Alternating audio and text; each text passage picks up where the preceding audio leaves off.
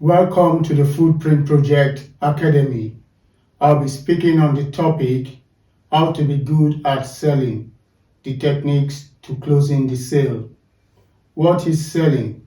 Selling means persuading someone to take action through communication and marketing, the ability to convince customers to buy and make sales. The most feared aspect of marketing among small or medium enterprises is selling. The fear of rejection and the prejudices of buyers defeat many businesses before they start. Many of the techniques of selling can be learned, and once you realize that salesmen can be made, then some of the fears may decline. Selling skills can be learned and a very reasonable proficiency obtained. You may get rejection perhaps many times, but if you have passion and belief in your products and yourself, you can succeed in selling. Rejection at first is probably not a rejection of you or the product, but timing or presentation. Learn, ask and listen, and adapt and persevere. Research will pinpoint the gaps and determine customers' needs, but those needs have to be met by a trained, motivated, and persistent salesman. A working knowledge of techniques is vital to be good at selling.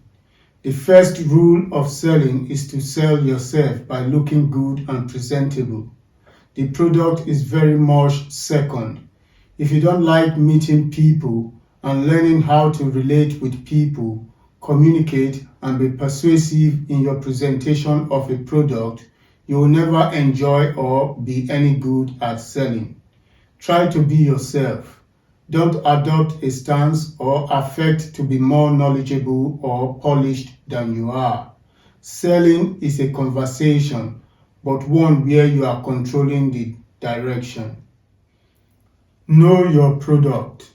As a salesman, you should be fully versed in all your products, their performance, benefits, quality, reliability, cost, delivery, after-sales services, etc.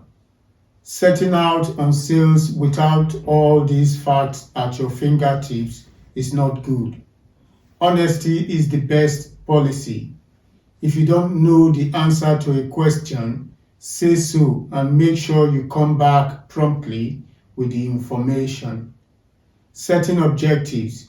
You need to plan several areas, your prospects and customers, your geographical area, and of course, what you are going to sell. Paramount is how to make the best use of your time.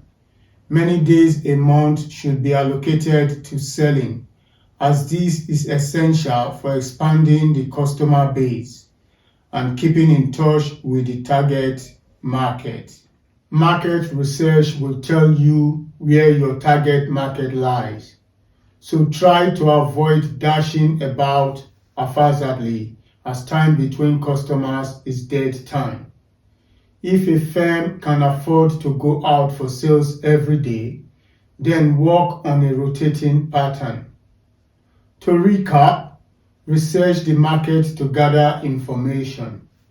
Gather names, addresses, and contacts of prospective customers.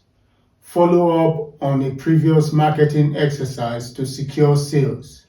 Service existing customers. Keep customers happy and follow up on after-sales services. The techniques to closing the sale are: pitch, take questions, persuade and convince, close the sale. Closing the sale simply means getting an order, which is the whole point of selling. All through your sales presentation, you should be alert to those buying indicators and looking for a quick close. You don't have to go through all the merits of your product if you are getting good signals. Close the sale there and then. When closing the sale, two vital points must be grasped. 1. A closing question is any question that you ask the answer to which confirms that the buyer wishes to buy. 2. Whenever you ask a closing question, shut up. If you keep quiet, then only one of two things can happen. Either the customer goes with you and you have an order, or a reason is given that you can discuss. So without further ado, the techniques are: 1. The direct approach close technique. Ask questions like, why not ask for an order? The customer can either say yes or no. And if it is no, then you have an objection you can get to work on. An objection can be a buying signal. Some buyers are indecisive and want to be helped in making the decision. There might be a doubt about some detail that needs clearing up. 2.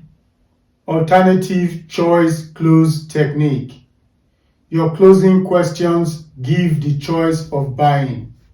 The choice is not between whether the customer wants any or not, but assumes that the customer is certainly going to have some. The only decision is word variety. Ask questions like, how many do you want? 1 carton or 2? When do you want delivery? Now or what date?